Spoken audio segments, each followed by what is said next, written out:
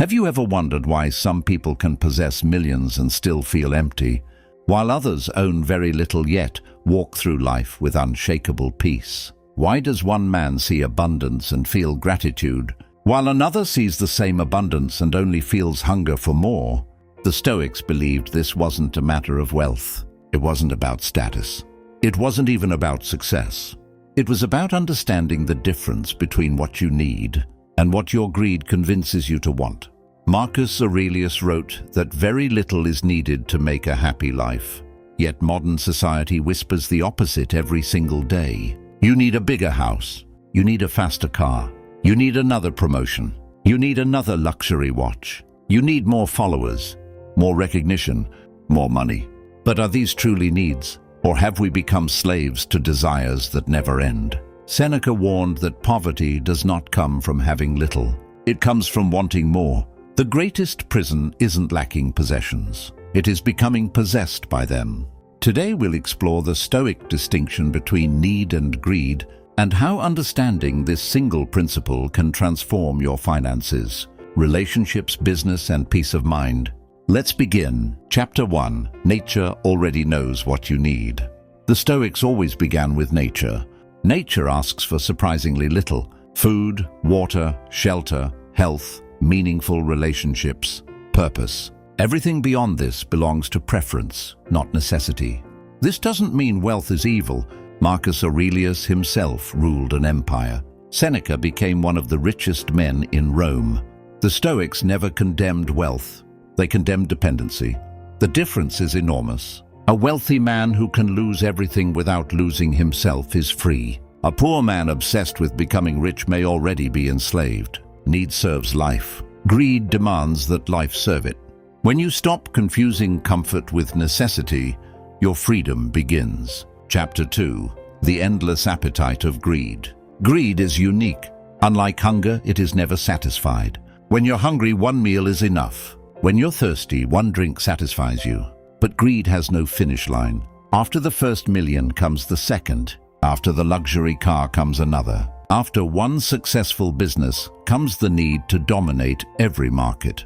Greed changes the mind into a machine that cannot celebrate victory. Every achievement immediately becomes yesterday's success. The Stoics called this slavery to desire, because your happiness now depends upon something you don't yet possess. And if happiness always lives in tomorrow, you will never experience it today. Chapter 3. Why society rewards greed. Modern culture often mistakes greed for ambition. They're not the same. Ambition says, I want to become better. Greed says, I need more than everyone else. Ambition creates. Greed consumes. Ambition builds value. Greed measures value only by ownership. Stoicism encourages excellence. It encourages mastery. It encourages building businesses, creating wealth, serving others. But all these pursuits must remain under reason's control. The moment money becomes your master instead of your servant, your character begins to decay. Chapter 4. The richest person is not who owns the most. Imagine two men. The first earns $50,000 annually. He spends $40,000. The second earns $10 million. He spends $11 million. Who is richer? The Stoics knew the answer. The first man. Because wealth is not income. Wealth is the distance between what you have and what you need. The smaller your needs become, the wealthier you immediately are. This explains why some billionaires cannot sleep peacefully, while ordinary workers enjoy deep contentment. One has conquered markets. The other has conquered desire. Only one is truly free. Chapter 5. Greed begins with comparison. Comparison fuels greed. You were content until someone else bought something better. You loved your home until your neighbor renovated his. You appreciated your salary until your colleague received a raise. Nothing changed except comparison. Marcus Aurelius constantly reminded himself to focus only on what lay within his control. Other people's success isn't yours to control. Their possessions aren't yours to own. The moment your peace depends upon someone else's life, you surrender your freedom.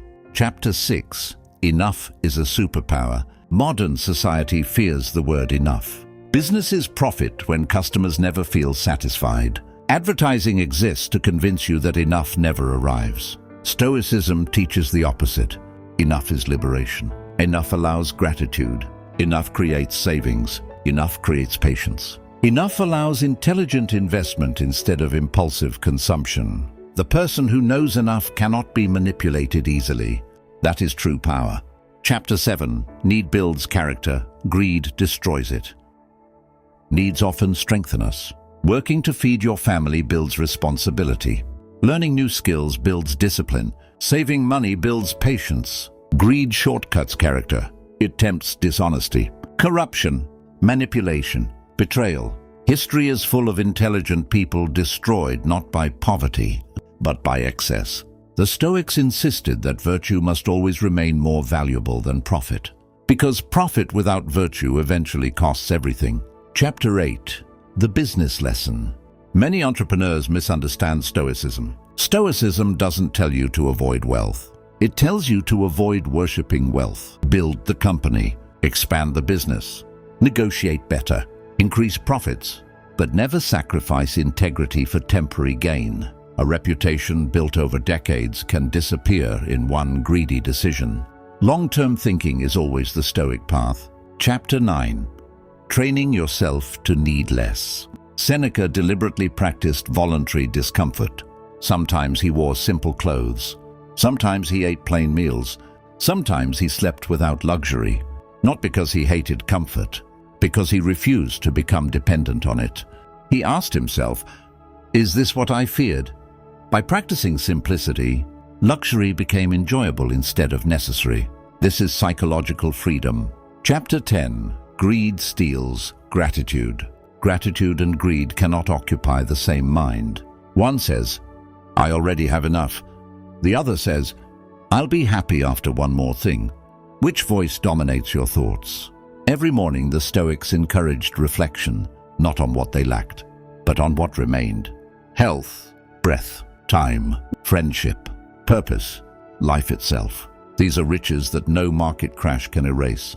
Chapter 11. Wealth is a tool, not an identity. Money magnifies character.